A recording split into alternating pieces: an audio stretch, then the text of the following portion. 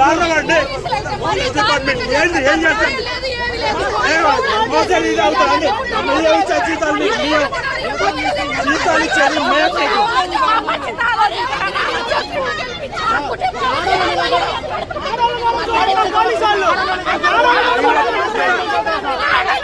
మహిళా పోలీసులు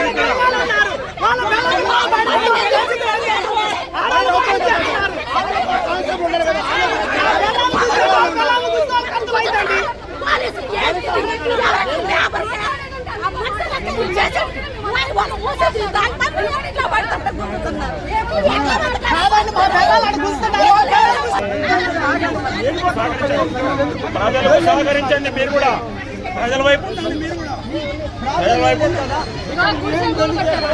పూలు కట్టేటప్పుడు మరి అక్కడే మమ్మల్ని బొంద పెట్టవచ్చు. అప్పుడు నీకెవడు అట్లా రాడు కదా, ఎవడు రాడు.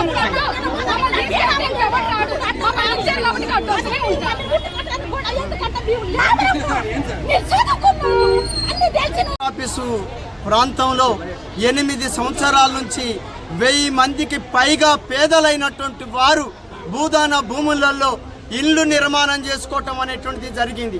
వాళ్ళకున్నటువంటి ఆస్తుల్ని, గొడ్లని, మేకల్ని అమ్ముకొని వచ్చి ఇక్కడ ఇళ్ళని నిర్మాణం చేసుకొని జీవిస్తున్నారు.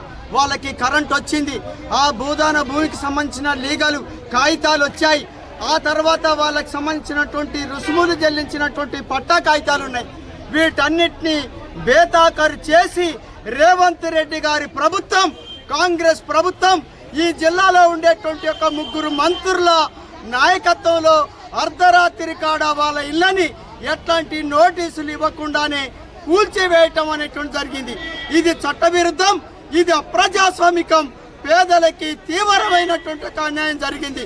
అదే ప్లేస్ లో వాళ్ళకి తక్షణమే ఈ ప్రభుత్వం ఇళ్ల నిర్మాణం చేయాలని చెప్పి మేము సిపిఎంఎల్ డెమోక్రసీగా డిమాండ్ చేస్తున్నాం. చట్ట విరుద్ధంగా వ్యవహరించినటువంటి అధికారులపై తక్షణమే కేసులు నమోదు చేయాల్సిందిగా కోరుతున్నాం. వారికి ఇల్లు నిర్మాణం చేసేంత వరకు ఈ జిల్లాలో ఉండేటువంటి అన్ని రాజకీయ పార్టీలన్నింటినీ కలుపుకొని ఆందోళన కార్యక్రమాన్ని దశల వారీగా కొనసాగిస్తామని చెప్పి సిపిఎంఎల్ డెమోక్రసీగా తెలియజేస్తున్నాం. తక్షణమే కలెక్టర్ గారు ఇక్కడికి రావాల్సిందిగా మేము కోరుతున్నాం.